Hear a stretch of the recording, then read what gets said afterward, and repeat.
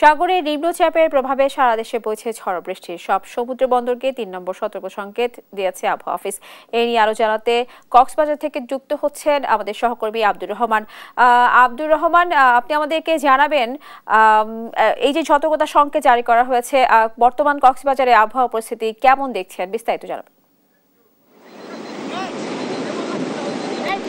যেমনটি জানাচ্ছিলেন স্নেহা, কক্সবাজারে সহ সারা বাংলাদেশে গুঁড়ি গুঁড়ি বৃষ্টি হচ্ছে এবং কক্সবাজারের কিছুক্ষণ আগে আবহাওয়া দপ্তর যেটি জানিয়েছে এটি নিম্নচাপে পরিণত হয়েছে এবং কক্সবাজারে গতকাল সকাল 6টা থেকে আজকে সকাল 9টা পর্যন্ত 91 মিলিমিটার বৃষ্টি রেকর্ড হয়েছে বলে আমাদেরকে জানিয়েছে। বিশেষ করে কক্সবাজারের যে আবহাওয়া কখনো বৃষ্টি কখনো মেঘ, এবং বিশেষ করে কক্সবাজারের যে আবহাওয়া অফিস আমাদের যেটা জানিয়ে সেটা হলো আজকে কিছুক্ষণ আগে এটি লঘুচাপে পরিণত হয়েছে এবং এটি দমকা হাওয়া সহ ঘন্টায় 40 কিলোমিটার বেগে এটি জড়ো হওয়া হিসাবে রূপান্তরিত হবে বলে আমাদেরকে জানিয়েছে। বিশেষ করে কক্সবাজারের যে পাহাড়ি অঞ্চলগুলো রয়েছে সেগুলোকে ওখানকার যে লোকজন রয়েছে পাহাড় ধসের আশঙ্কায় জেলা প্রশাসন মাইকিং করে তাদেরকে সরানোর জন্য বারবার নিষেধ করেছে এবং বিশেষ করে পশুপাখি এবং গবাদিপশুদের যে আশ্রয়ণ প্রকল্পগুলো রয়েছে সেগুলো প্রস্তুত রাখা হয়েছে। কক্সবাজারের যেই আবহাওয়া অফিস তারা আমাদেরকে যেটা জানিয়েছে এটার প্রভাবে কক্সবাজারে আজ এবং আগামীকাল মাঝারি থেকে হালকা এবং ভারী বৃষ্টিপাত হওয়ার সম্ভাবনা রয়েছে। আগামী 2-3 দিন মেঘলা আকাশ থাকবে এবং বৃষ্টিপাতের সম্ভাবনা রয়েছে বলে আমাদেরকে জানিয়েছে। স্নেহা, যে বিষয়টি কক্সবাজারের পর্যটন এরিয়ায় সমুদ্র সৈকতে এই ঘূর্ণিঝড়ের মধ্যে প্রচুর পরিমাণ পর্যটক এসে তারা তাদের পরিবার পরিজন নিয়ে তারা আনন্দ বিনোদনে মগ্ন রয়েছে। বিশেষ করে তারা বলছেন বর্ষাকালে সমুদ্রে যেই দৈত্য রূপে পানির ঢেউগুলো আসে সেটি তারা আমাদেরকে জানিয়েছে তারা খুবই উপভোগ করতেছে এবং সমুদ্রের যে গর্জন, সমুদ্রের যে ঢেউ তারা তাদেরকে পরিবারের সাথে এটি উপভোগ করেছে বলে জানিয়েছে। বিশেষ করে আবহাওয়া যেটা আমাদেরকে জানিয়েছেন সেটি হলো যে এটার ফলে কক্সবাজারের সহ সারা বাংলাদেশের যে উত্তর বঙ্গোপসাগরের যে মাছ ধরার ট্রলারগুলো রয়েছে তাদেরকে নৌবন্দরের পাশাপাশি সমুদ্রের আশপাশে থাকতে বলা হয়েছে। যে কোনো সংকট অবস্থায় যেন তারা কক্সবাজারের চলে আসতে পারে সেজন্য তাদেরকে সতর্ক সংকেত জারি করেছে বলে আমাদেরকে জানিয়েছে। বিশেষ করে কক্সবাজারের যেই রেড সহ যেই স্বেচ্ছাসেবী সংগঠনগুলো রয়েছে তারা সার্বিকভাবে প্রস্তুতি রেখেছে শুকনো খাবার সহ, যাতে কোনো বড় ধরনের ঘটনা ঘটলে যেন তারা প্রস্তুতি নিতে পারে সেটা তারা আমাদেরকে জানিয়েছে। কক্সবাজারের এই মুহূর্তের যে পরিবেশ সেটি অত্যন্ত মেঘাচ্ছন্ন এবং গুঁড়ি গুঁড়ি বৃষ্টি হচ্ছে এবং যে কোনো সময় দমকা হাওয়া সহ বাতাস বইতে পারে আমাদেরকে জানিয়েছে। বিশেষ করে কক্সবাজার পর্যটন শিল্পের যে ব্যবসায়ীরা জানিয়েছেন তারা তাদের এই সময়ে পর্যটকের সংখ্যা খুবই কম এবং যারা এসেছে তারাও হোটেলবন্দি রয়েছে এবং বিশেষ করে তারা তাদের যে অবস্থাটি সেটি তারা জানিয়েছেন যে এই ধরনের ঘূর্ণিঝড় যেন বড় ধরনের ক্ষতি আশঙ্কা না হয় তারা সেটি আমাদেরকে জানিয়েছে।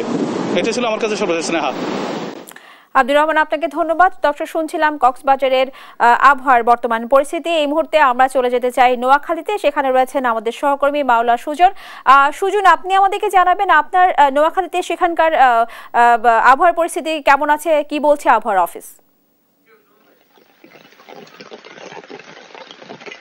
স্নেহা, আপনাকে শুরুতে বলতে চাই নোয়াখালী হচ্ছে যে একটি উপকূলীয় জেলা। তো এখানে যে 3টি উপজেলা রয়েছে উপকূলের, হাতিয়া, কোম্পানিগঞ্জ, সুবর্ণচর, আর এই 3টি উপজেলা প্রতিবারে ঝড় এবং জলোচ্ছ্বাসের কারণে নানাভাবে আলোচিত হয়।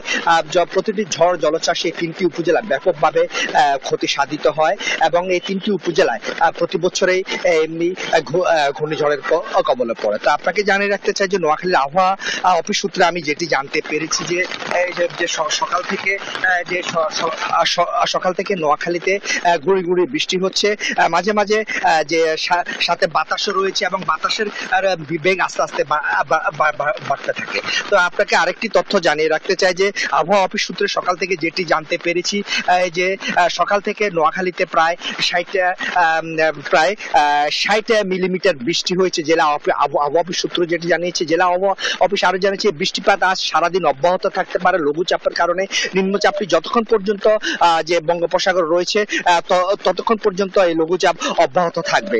তথাপি এটার কারণে সারাদিন নোয়াখালীতে বৃষ্টি হতে পারে, এটি কখনো বাড়তে পারে আবার কখনো মুষলধার হতে পারে। সাথে বাতাস অথবা ঝড়ো বাতাসও থাকতে পারে বলে জানিয়েছে নোয়াখালী জেলা আবহাওয়া অফিস। তো আপনাকে আরেকটি তথ্য জানাতে চাই যে হাতিয়া থেকে যে সূত্রের মাধ্যমে জানতে পারছি, হাতিয়াতে সকাল থেকে কিন্তু যে বৃষ্টিপাত হয়েছে, একই সাথে নৌ বন্দর যেটি নৌ চলাচল, হাতিয়া যে সাগরপাড় নৌ চলাচল সেটি গতকাল বিকাল থেকে কিন্তু বন্ধ রয়েছে এই নিম্নচাপের কারণে এবং দুর্যোগপূর্ণ আবহাওয়ার কারণে। তো এই দুর্যোগপূর্ণ আবহাওয়ার কারণে যে হাতিয়া যে উপজেলা প্রশাসন কিন্তু ব্যাপক প্রস্তুতি নিয়ে রেখেছে।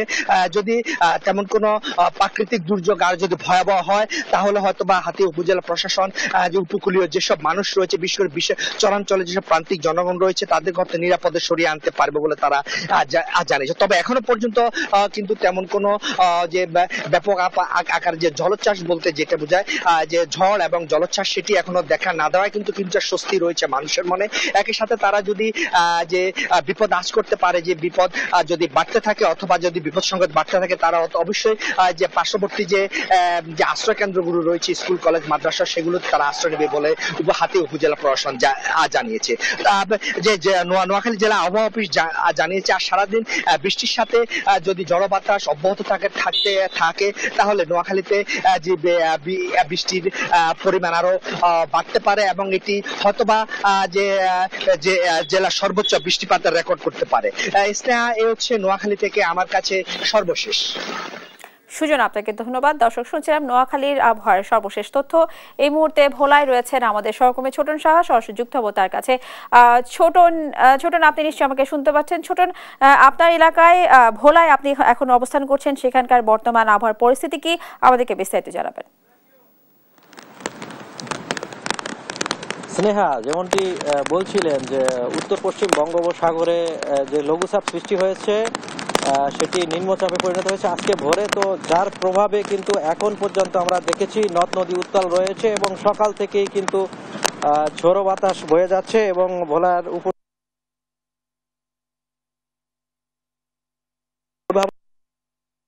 এর পক্ষ থেকে কিন্তু আপনার লঞ্চ চলাচল বন্ধ করে দেওয়া হয়েছে। যে সমস্ত এলাকায় ঝুঁকিপূর্ণভাবে লঞ্চ রয়েছে সেগুলো বন্ধ করে দেওয়া হয়েছে এবং একই সাথে আমরা জেনেছি নদ নদীর পানি বিপদ সীমার উপর দিয়ে প্রবাহিত হয়েছে। আজকে কিন্তু মেঘনার পানি বিপদ সীমার ৬৭ সেন্টিমিটার উপরে প্রবাহিত হয়েছে এবং যার কারণে বেড়িবাঁধের বাইরে যে সমস্ত আপনার নিচু এলাকা রয়েছে সেগুলো কিন্তু প্লাবিত হয়েছে, এমনটি আমরা জেনেছি এবং মানুষজন কিন্তু পানিবন্দী হয়ে দুর্ভোগে পড়েছেন। এবং আমরা আরো তথ্য জেনেছি যে ভোলার চরপেশন তজুমউদ্দিন সহ এখানকার যে বেড়িবাঁধ রয়েছে সেটি অনেকটা ঝুঁকির মধ্যে পড়েছে এবং সেটি কিন্তু ধসে পড়ার আশঙ্কাও কিন্তু করা হচ্ছে। যদিও পানি উন্নয়ন বোর্ডের পক্ষ হয়েছে যে এই যদি কোনো ক্ষতিগ্রস্ত হয় সেক্ষেত্রে তাদের যে কর্মকর্তা রয়েছেন তাদের প্রস্তুত রেখেছেন, এমনটি আমরা জেনেছি। এবং একই সাথে কিন্তু জেলা প্রশাসনের পক্ষ থেকেও আমরা জেনেছি যে ব্যাপক প্রস্তুতি তারা নিয়েছে, বিশেষ করে আশ্রয় কেন্দ্র এবং মাটির কিল্লা সহ যে সমস্ত এবং একই সাথে যে স্বেচ্ছাসেবীরা রয়েছে সেই স্বেচ্ছাসেবী ১৩,৮০০ স্বেচ্ছাসেবীরাও কিন্তু তারা প্রস্তুত রেখেছেন এবং কর্মকর্তাদেরকে তারা সতর্ক অবস্থানে রেখেছেন। এই সতর্ক বার্তা যদি বেড়ে যায় বা ঘূর্ণিঝড়ে এটি যদি রূপ নেয় সেক্ষেত্রে সরকারি কর্মকর্তাদের যে ছুটি সেটি কিন্তু বাতিল করা হয়, এমনটি জেলা প্রশাসক আমাদেরকে বলছিলেন। এবং প্রয়োজনীয় যে শুকনো খাবার, পশু খাদ্য এবং এগুলো এমনটি কিন্তু আমরা জানছি। এবং একই সাথে জেলা প্রশাসন থেকে বলা হয়েছে তাদের ৯৭টি মেডিকেল টিম কিন্তু তারা প্রস্তুত রেখেছে। এবং আমরা উপকূলীয় বিভিন্ন এলাকায় ঘুরেছি এবং উপকূলের বাসিন্দাদের সাথে কথা বলেছি, তারা আমাদেরকে যেমনটি বলছিলেন যে এই ঝড় নিয়ে তারা অনেকটাই আতঙ্কিত। তারা যদি ঝড়ের পূর্বাভাস পেয়ে যদি আশ্রয় কেন্দ্রে অবস্থান করেন সেক্ষেত্রে তাদের যে গবাদি পশু এবং যে সম্পদ রয়েছে সেগুলো রক্ষা নিয়েও তারা কিন্তু অনেকটাই শঙ্কিত অবস্থা রয়েছেন। তো এ ছিল আজকে যে ভোলার আবহাওয়া পরিস্থিতি নিয়ে সর্বশেষ তথ্য। ফিরছি স্টুডিওতে। স্নেহা।